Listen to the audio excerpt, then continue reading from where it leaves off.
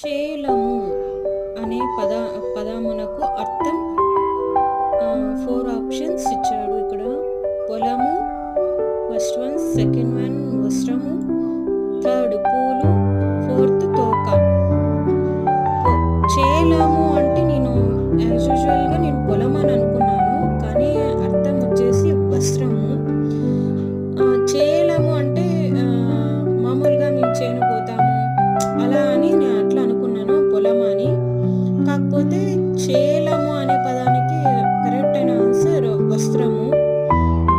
పూలు కాదు, తోక కాదు. సో వస్త్రము అనేది చేనేత కార్మికులు ఎక్కువగా వాడుతుంటారనమాట. చేలము అంటే వస్త్రము అనే పదానికి అర్థం. కరెక్ట్ ఆన్సర్ ఈజ్ వస్త్రము. కన్ఫ్యూజన్ అవడానికి